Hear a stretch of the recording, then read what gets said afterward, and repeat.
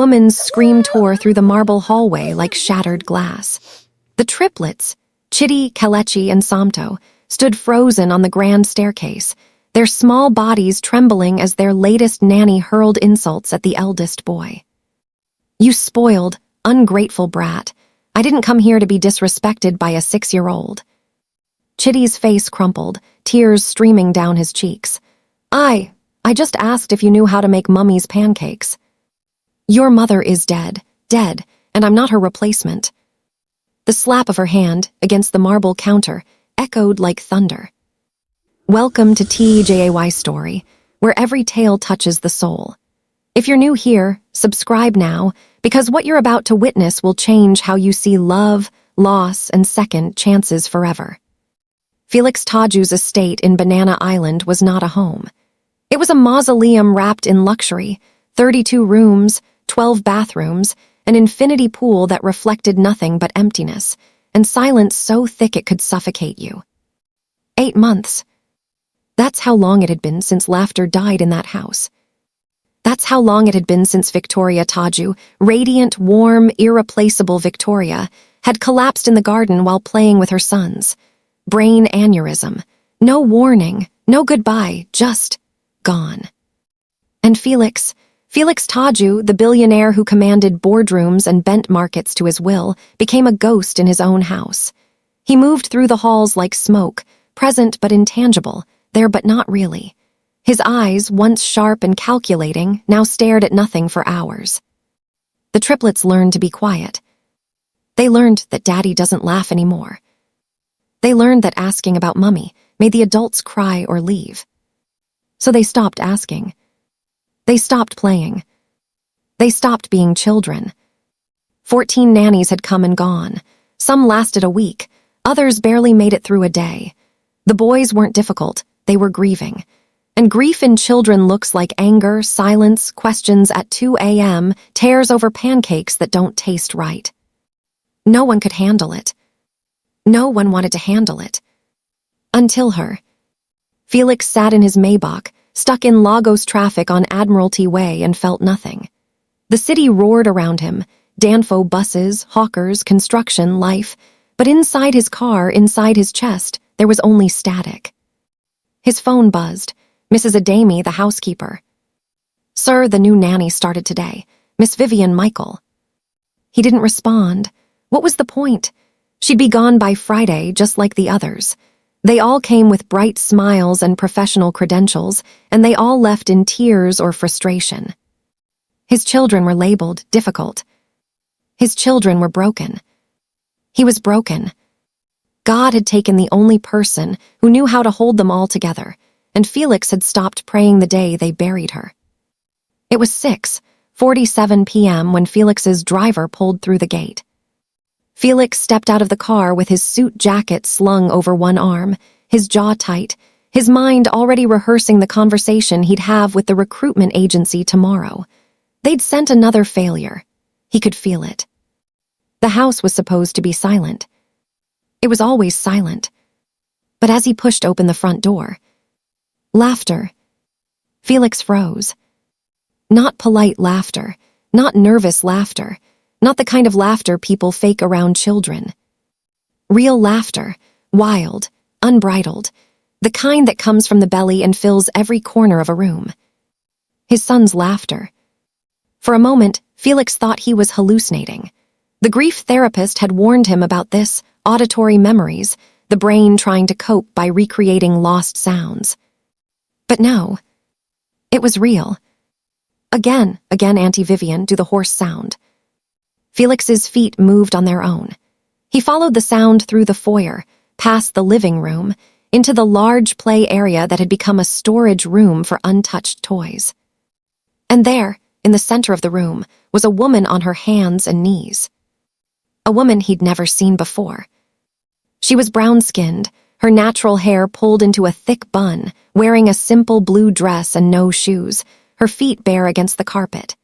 And on her back, clinging to her like she was the most magnificent creature in the world, was Samto, the youngest, screaming with delight.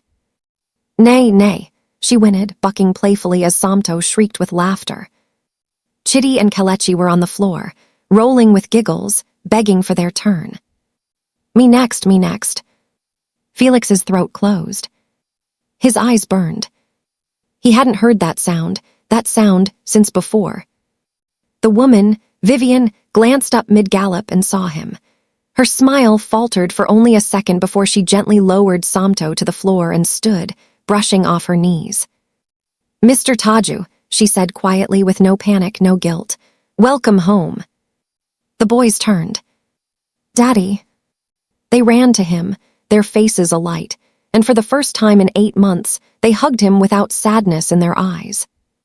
Felix stood there, stiff, unable to move. He looked at Vivian over their heads. She didn't look away.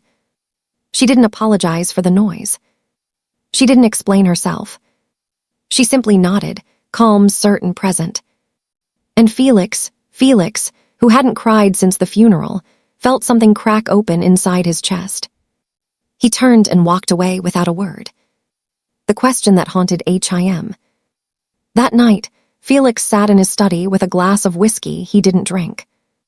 14 nannies. Therapists, pediatricians, child psychologists. Toys worth millions. None of it worked. And yet this woman, this stranger, walked into his house and brought his sons back to life in less than a day. How? He opened his laptop and pulled up her application file. Vivian Michael, age 29, 5 years of childcare experience. References were glowing. Background check, clean. Nothing extraordinary. Except, at the bottom of her handwritten cover letter, in looping script, one line stood out. "I understand grief. I won't run from it." Felix stared at those words until his vision blurred. He heard Samto's laughter echoing in his mind. He saw the way Vivian had looked at him, not with pity, not with judgment. With recognition. Like she knew. Felix closed the laptop and whispered into the darkness. "Who are you, Vivian Michael? Who is Vivian Michael, and why did she succeed where everyone else failed?" Drop your thoughts in the comments.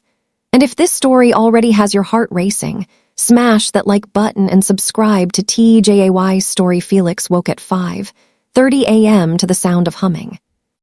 Not singing, humming, low, rhythmic, coming from somewhere downstairs. He sat up in bed, disoriented.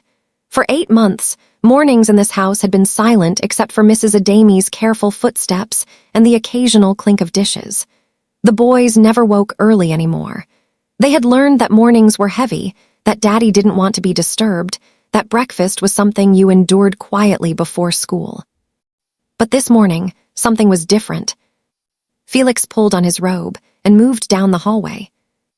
The humming grew louder as he descended the stairs. A gospel tune, old and familiar, the kind his own mother used to sing while cooking. He stopped at the kitchen doorway. Vivian stood at the stove, her back to him, barefoot again, her hair wrapped in a colorful head wrap. She was making something that smelled like heaven, akara, he realized. The scent of ground beans and pepper filled the air, and beside her on the counter sat a bowl of fresh pap, still steaming. The triplets sat at the breakfast table, still in their pajamas, their eyes bright with something Felix hadn't seen in months. Anticipation. "Auntie Vivian," Kelechi asked, swinging his legs under the chair, "can we play the clapping game after breakfast? The one you taught us yesterday." Vivian flipped an akara in the hot oil, unbothered by the sizzle. "If you finish your food and brush your teeth properly, we'll play before school. Deal." "Deal," all 3 boys chorused. Felix's chest tightened. They were negotiating, smiling, participating in their own lives. Vivian turned to grab a plate and saw him. She didn't startle, didn't fumble. She simply nodded. "Good morning, sir. There's enough if you'd like to join them." It wasn't a question. It wasn't a demand. It was an invitation wrapped in quiet certainty, the kind that didn't leave room for refusal. Felix found himself sitting at the table. He found himself eating akara that tasted exactly like his childhood. He found himself watching his sons laugh over who had the biggest piece. And Vivian didn't hover. She didn't ask if everything was okay. She didn't try to force conversation. She simply moved through the space like water, present, necessary, unobtrusive. When Chitty accidentally knocked over his cup of water, he froze, his face going pale. Felix remembered why. 3 nannies ago, a woman had screamed at him for spilling juice, called him clumsy, threatened to tell his father. But Vivian... She grabbed a towel, wiped it up, and said, "No wahala, it's just water. Even the sky spills rain and nobody vex." Chitty's shoulders dropped. He smiled. Felix realized something profound in that moment. Vivian wasn't trying to fix his sons. She was simply being present with them. There was no force, no professional distance, no pity. Just presence. Over the next few days, Felix watched her. He told himself it was to ensure she was competent, that his sons were safe. But the truth, he was trying to understand what made her different. The therapist had asked questions. How does that make you feel? Can you draw your feelings? The previous nannies had imposed structure. No crying. Big boys don't cry. Let's distract you with TV. Vivian did neither. When Somto cried because he missed his mother's bedtime stories, Vivian didn't distract him. She sat beside him on the floor, held his small hand, and said, "Tell me about your mummy's stories. What was your favorite one?" And Somto talked. For 30 minutes, he talked about how Victoria did different voices, how she made the lion sound, how she always kissed his forehead at the end. Vivian listened to every word. She didn't say, "She's in a better place." She didn't say, "You'll feel better soon." She said, "Your mummy sounds like she was magic. And you know what? That magic is still inside you. Every time you remember her stories, she's right there with you." Somto hugged her so tightly, Felix thought the boy would never let go. The library ate tea midnight. Felix couldn't sleep. Again. He wandered downstairs toward his library, seeking the company of books that no longer brought him comfort. But as he approached, he saw light spilling from under the door. He pushed it open quietly. Vivian sat curled in the leather armchair near the window, holding one of Victoria's books, a collection of Igbo folktales Victoria had loved reading to the boys. She wasn't reading it. She was simply holding it, staring out at the dark garden. "I'm sorry," she said without turning. "I should have asked permission." Felix stepped inside, closing the door behind him. "No, it's fine." Silence settled between them, not awkward, but heavy with unspoken things. Finally, Felix spoke. "My wife loved that book." "I know," Vivian said softly.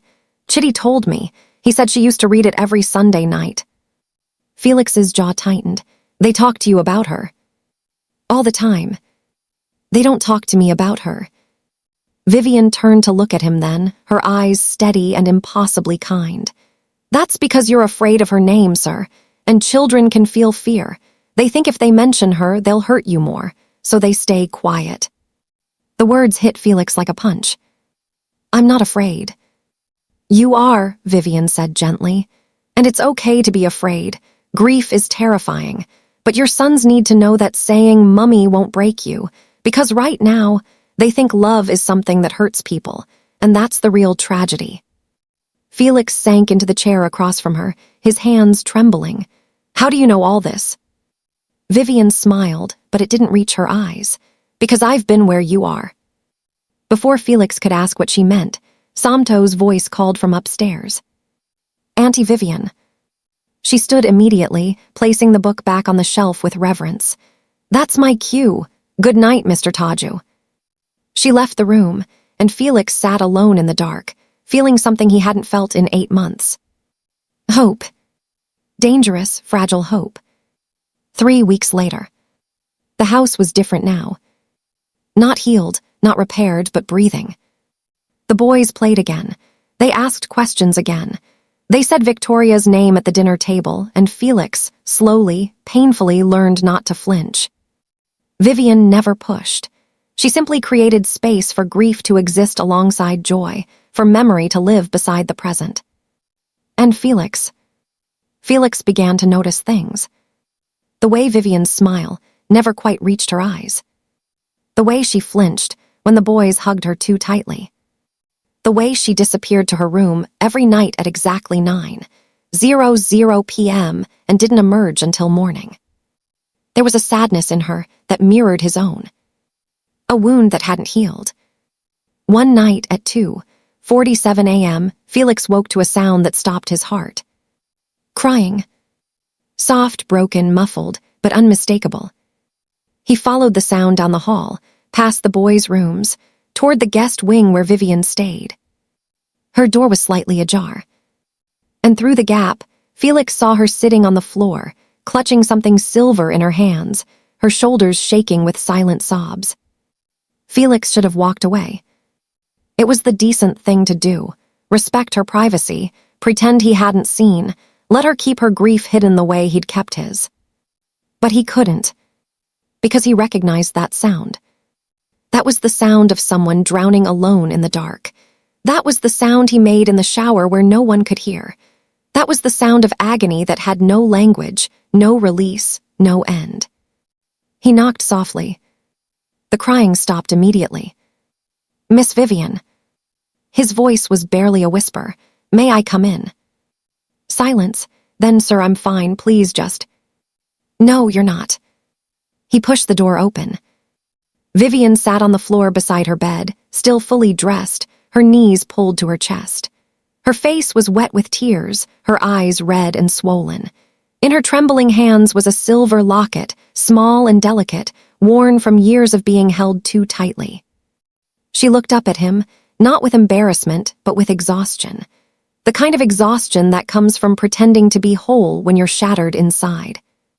"I'm sorry," she whispered. "I didn't mean to wake you. I'm usually quieter." Felix's heart cracked. Usually, she did this every night. He sat down on the floor across from her, not caring about propriety or boundaries. "Who's in the locket?" Vivian's hands closed around it protectively, but she didn't look away. For a long moment, she said nothing. Then, with a voice that sounded like breaking glass. Her name was Alice. Was. Vivian nodded, fresh tears spilling. "My daughter, she was 3 years old. 3 years, 2 months, and 11 days. The air left Felix's lungs. "She drowned," Vivian continued, her voice flat, mechanical, like she'd said these words so many times they'd lost meaning. "We were at a family party in Lecky. I turned away for 2 minutes, 2 minutes to get her juice, and she—" the pool. She couldn't finish. She didn't need to. Felix understood. God, he understood. "I tried to save her. I jumped in. I pulled her out. I did CPR until the ambulance came, but it was too late." Vivian's voice cracked. "The doctors said she'd been underwater too long.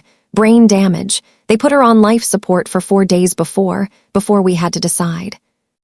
"Vivian." "My husband blamed me." She laughed bitterly through her tears. "He never said it out loud, but I saw it in his eyes every day. Why didn't you watch her? Why did you turn away? Why did you let our baby die?" He filed for divorce 6 months later, said he couldn't look at me anymore without seeing her. Felix felt rage rise in his chest, not at Vivian, but at a man cruel enough to abandon the woman carrying the same grief he carried. "That's not your fault," Felix said fiercely. "It was an accident, a terrible, horrible accident. You didn't." "I know that in my head," Vivian interrupted, opening the locket. Inside was a tiny photo, a little girl with bright eyes and puffy cheeks wearing a yellow dress. "But my heart still believes I killed her, every single day." The room fell silent, except for the sound of their breathing. Then Felix spoke, his voice raw with his own pain. "Victoria collapsed in the garden. I was in a business meeting. She called me 3 times, 3 times, Vivian, and I silenced my phone because I was closing a deal." Vivian's eyes widened. "By the time I got home, she was already gone. The doctors said even if I'd answered, even if I'd rushed home, it wouldn't have mattered. The aneurysm was massive, but I still hear those missed calls ringing in my sleep. I still wonder if she was scared, if she called my name, if she thought I didn't care." He was crying now, too. Both of them, 2 broken people sitting on a floor in the middle of the night, finally honest about the weight they carried. "The pain doesn't leave, does it?" Vivian whispered. No, Felix said. It doesn't leave, it just changes shape. Some days it's sharp, some days it's dull, but it never disappears. Vivian clutched the locket to her chest. That's why I became a nanny. I thought if I could save other children, if I could keep them safe, keep them happy, maybe I could forgive myself. Maybe I could prove I'm not a monster.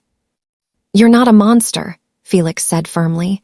You're a woman who loved her daughter so much that losing her broke you, and instead of staying broken, you chose to pour that love into other children. That's not weakness, Vivian, that's grace. She looked at him then, really looked, and something shifted between them. They weren't employer and employee anymore. They were two survivors, recognizing each other in the wreckage. Thank you, she whispered, for not running away when you saw me like this. Felix smiled sadly. You didn't run from my sons. The least I can do is not run from you.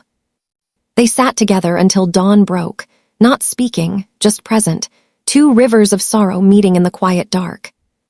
4 weeks later, Felix woke to a date on his phone that made his blood turn cold. May 12.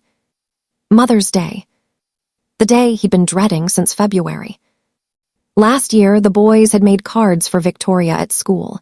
She'd cried happy tears and taped them to the fridge. They stayed there for 3 months until Felix finally had the strength to take them down after she died. This year, Felix didn't know what would happen, and that terrified him. Can a child love two mothers without losing either one? Drop your answer below.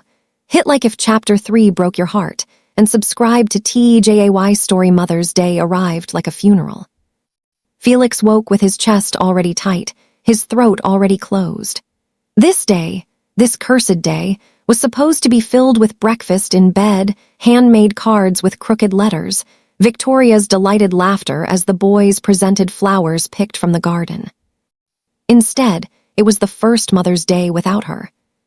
He stayed in bed longer than usual, unable to face the empty space beside him, unable to go downstairs and pretend everything was fine. But at 7:43 a.m., there was a soft knock on his door. Daddy. Chitty's voice, small, hesitant. Felix forced himself to sit up. Come in. All 3 boys entered, and Felix's heart nearly stopped. They were holding cards. Handmade cards with crayons and glitter and stickers, just like the ones they used to make for Victoria. Felix's hands trembled as Chitty stepped forward. We made these at school. Miss Patricia said it was okay to make 2. 2, Felix's voice cracked. Kelechi nodded eagerly. 1 for Mummy in heaven, and 1 for Auntie Vivian. The room spun. Felix looked down at the card in Chitty's hands. On the front, in shaky letters, Happy Mother's Day, Auntie Vivian, you make us smile again. Inside, a drawing of Vivian on her hands and knees, the boys on her back, all of them laughing. Samto held up his card. This one is for Mummy. We're going to put it on her grave. Auntie Vivian said it's okay to love 2 people. She said love doesn't run out. Felix couldn't breathe, couldn't speak. Because they were right. Vivian had done what no therapist, no doctor, no expert could do. She'd given his sons permission to heal without guilt, to love the living without betraying the dead. Where is Auntie Vivian? Felix finally managed. In the kitchen. She said we should give you yours first. Felix stood, his legs unsteady. Come, let's go together. They drove to Ikoyi Cemetery in silence. Felix, Vivian, and the 3 boys. The morning air was thick with humidity and the scent of flowers from the nearby market. Victoria's grave sat beneath a flame tree just as she'd always wanted. Her headstone was simple, elegant. Victoria Kioma Toju, beloved wife, cherished mother, forever in our hearts. The boys placed their cards gently at the base of the stone, their small fingers tracing her name. Hi, Mummy, Chitty whispered. We miss you. Daddy says you can see us from heaven. We hope you like our cards. Kelechi added, we made one for Auntie Vivian too. Don't be mad, okay? She's really nice. She plays with us like you used to. Samto, the youngest, simply kissed his hand and pressed it to the stone. Felix watched, his vision blurred, as Vivian knelt beside Victoria's grave. She placed a single white rose on the ground and bowed her head. Felix moved closer, curious, and heard her whisper, "I promise I'm not trying to replace you. I promise I'm just trying to help them remember how to breathe. If you can hear me, thank you for trusting me with them. I won't let you down." Felix's knees almost gave out. This woman, this incredible, broken, beautiful woman, was asking permission from a ghost, honoring a woman she'd never met, acknowledging that she was walking on sacred ground. When Vivian stood, her eyes met his, and in that moment, something unspoken passed between them. "I see you. I honor you. I'm not here to erase. I'm here to preserve." It started small. A photo. Someone at the cemetery, a distant relative, a nosy neighbor, someone with a phone and too much time, took a picture of Felix, Vivian, and the boys at Victoria's grave. By Monday afternoon, it was everywhere. Lagos is a city that thrives on gossip, and the wealthy are never allowed privacy. Within 48 hours, the photo had been shared across WhatsApp groups, Instagram pages, and blog comment sections. Billionaire Felix Toju moves on with new woman at his dead wife's grave. Shameless, the woman is even darker than a housemaid. You see how money makes them forget their own kind. That nanny is a witch. She's using juju to trap him and steal his sons. Victoria is not even cold in her grave, and this man is already parading another woman. Tufiakwa. The comments were vicious, ugly, soaked in colorism, classism, and assumptions. Felix saw them, tried to ignore them. But then the school called. "Mr. Toju, we need to discuss a delicate situation concerning your sons." Felix sat in the headmistress's office, his jaw clenched so tightly it ached. Mrs. Okafor, a woman in her 60s with silver hair and an air of practiced superiority, folded her hands on her desk. "Mr. Toju, I'm sure you're aware of the recent publicity surrounding your family." "I'm aware of gossip. What does that have to do with my son's education?" She cleared her throat. "Several parents have expressed concern. They feel that the presence of Miss Michael sends the wrong message to the children about propriety, about grief, about appropriate boundaries." Felix's blood turned to ice. Appropriate boundaries? "Your sons made Mother's Day cards for their nanny, Mr. Toju, in front of the entire class. It caused quite a disruption. Some parents felt it was disrespectful to your late wife's memory." "Disrespectful?" Felix's voice was dangerously quiet. "My sons are learning to heal. They're learning to love again, and you're telling me that's disrespectful." Mrs. Okafor shifted uncomfortably. "We have a reputation to uphold, and with all due respect, the optics of this situation." "The optics?" "A young, unmarried woman living in your home, spending that much time with your children, being honored as a maternal figure. People are talking, Mr. Toju, and we must consider. Are my son's fees paid?" "Well, yes, but are they excelling academically?" "Yes, they've actually improved significantly since." "Are they happy?" Mrs. Okafor paused. "That's not the point." "That's exactly the point." Felix stood, his voice like steel. "You keep my sons enrolled, or I will withdraw them and every donation I've ever made to this institution. And then I'll make sure every parent knows that this school punishes children for loving the people who save them." He walked out. But the damage was done. Felix came home to find Vivian packing. Her room was half empty, clothes folded neatly in a suitcase, her few belongings wrapped carefully in newspaper. "What are you doing?" Felix's voice thundered through the doorway. Vivian didn't look at him. "I'm leaving, sir. It's better this way." "Better for who?" "For you, for the boys, for everyone." Her hands shook as she folded a sweater. "I've seen the posts. I've heard what people are saying. They think I'm a gold digger, a homewrecker, a witch, and your sons are being punished because of me." "They're being punished because people are ignorant and cruel. That's not your fault." "It doesn't matter whose fault it is." Vivian finally turned, tears streaming down her face. Your sons deserve better than this. You deserve better than this. I'm nobody, Mr. Toju. I'm a woman with nothing. No family, no status, no name. And you're Felix Toju. You can't afford to be associated with someone like me. Someone like you? Felix crossed the room in 3 strides. Someone who brought my sons back to life. Someone who honored my wife's memory better than her own family. Someone who kneels at a stranger's grave and asks permission to love. Sir. Stop calling me sir, his voice cracked. Stop treating this like a job. Stop pretending you're just hired help. You're not Vivian, you haven't been for months. Vivian stared at him, stunned.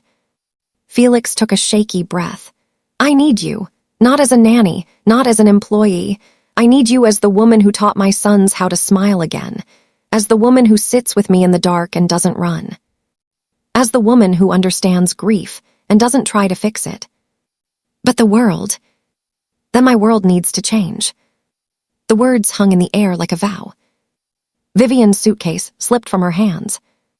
The next morning, Felix Toju did something he'd never done before. He called a press conference. Not through a PR team, not through a carefully crafted statement. He sat in front of cameras, CNN, Channels TV, TVC, every major outlet in Lagos, and spoke from his chest. The studio was silent as he began. My name is Felix Toju. 8 months ago, I lost my wife, Victoria. She was my best friend, the love of my life, and the mother of my 3 sons. Her death nearly destroyed us. He paused, his hands steady on the table. For months, my sons stopped laughing. They stopped playing. They stopped being children. I hired 14 nannies. I paid for therapists, toys, trips, anything to bring them back. Nothing worked. Then a woman named Vivian Michael walked into my home. The mention of her name sent a ripple through the room.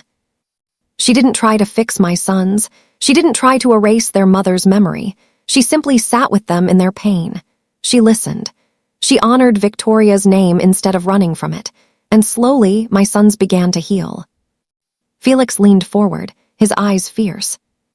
And for this, she's been called a witch, a gold digger, a homewrecker.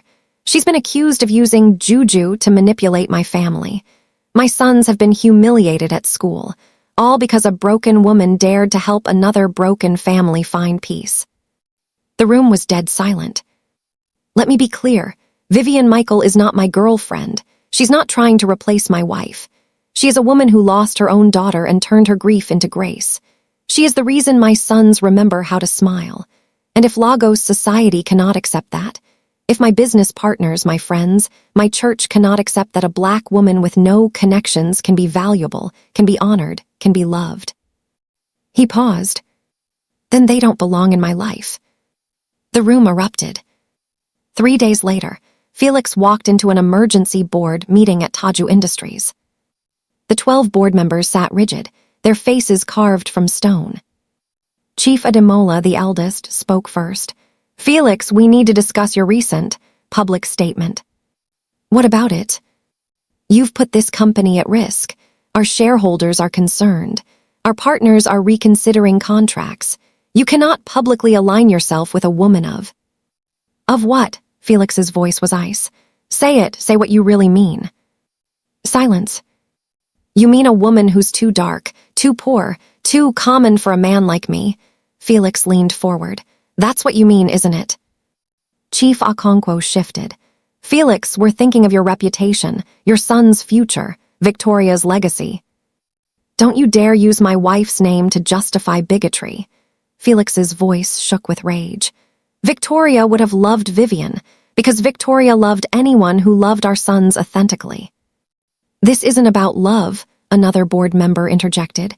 This is about optics, business, reality. Then here's reality, Felix said, standing. I'm making Vivian Michael a permanent part of my sons' lives. She will have legal guardianship if anything happens to me. She will be recognized, respected, protected. You'll lose everything. Then I'll lose everything. Felix's eyes blazed. But I won't lose my soul. I won't teach my sons that love is conditional, that people are disposable, that society's approval matters more than human dignity. He walked out. Half the board followed. Half stayed. Felix didn't look back. The embrace that changed everything. Vivian was in the garden with the boys when Felix found her. She'd seen the interview. Mrs. Adami had shown her on her phone, crying as she watched. When Felix appeared, Vivian stood, her eyes red, her hands trembling. "You didn't have to do that," she whispered. "You're losing everything because of me. I'm gaining everything because of you." Felix crossed the garden, and before either of them could think, before fear or propriety or society could stop them, he pulled her into his arms. Not as an employer, not as a guardian, as a man holding the woman who'd saved his family. Vivian broke. She sobbed into his chest. 8 months of holding it together, of being strong for his sons, of carrying her own grief while mending theirs, all of it came pouring out. And Felix held her, just held her. The boys watched from the porch, their eyes wide. Somto whispered, "Is Daddy hugging Auntie Vivian?" Chitty nodded slowly. I think he's saying thank you." Kelechi smiled. "Good, she deserves a hug." 6 months later. The house was different now. Not perfect, not healed, but alive. The boys thrived. Chitty's grades soared. Kelechi joined the school choir. Somto learned to swim with Vivian beside him every step, patient, present, unafraid. And slowly, carefully, they began calling her something new. Not Auntie Vivian. Mama Vivian. The first time Somto said it, Vivian froze, her eyes wide with panic. But Felix was there. He knelt beside his son and said, "It's okay. You can have 2 mothers, one in heaven, one right here. Love doesn't divide, it multiplies." Vivian wept. But this time, they were tears of healing. One evening, Felix asked Vivian to meet him in the study. When she arrived, he was standing by the window, holding a folder.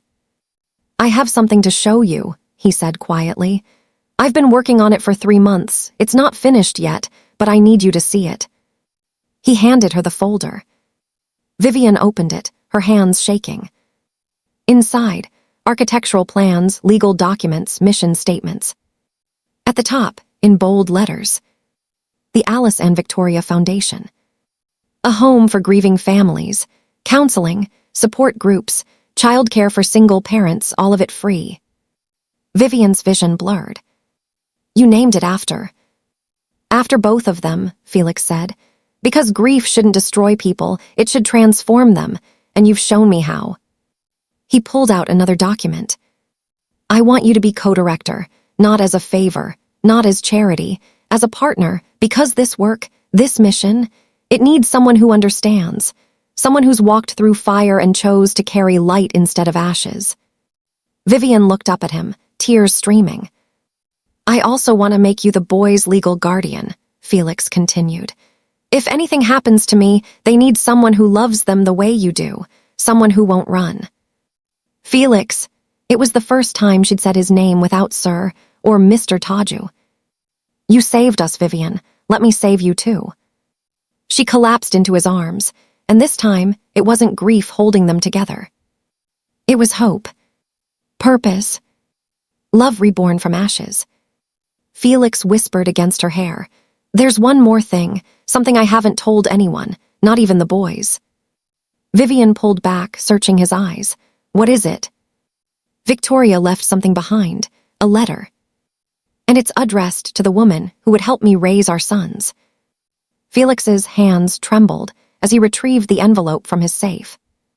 It was sealed with wax, Victoria's personal seal, the one she used for important documents. On the front, in her elegant handwriting, "To the woman who loves my boys when I cannot." Vivian stared at it, unable to move. She knew. "Victoria had a premonition," Felix said quietly. "3 weeks before she died, she wrote this. She made me promise to give it to the woman who would help me raise our sons. She said I'd know her when I saw her." He handed Vivian the envelope. "She was right. I knew from the moment I saw you playing with them." With shaking hands, Vivian broke the seal and unfolded the letter.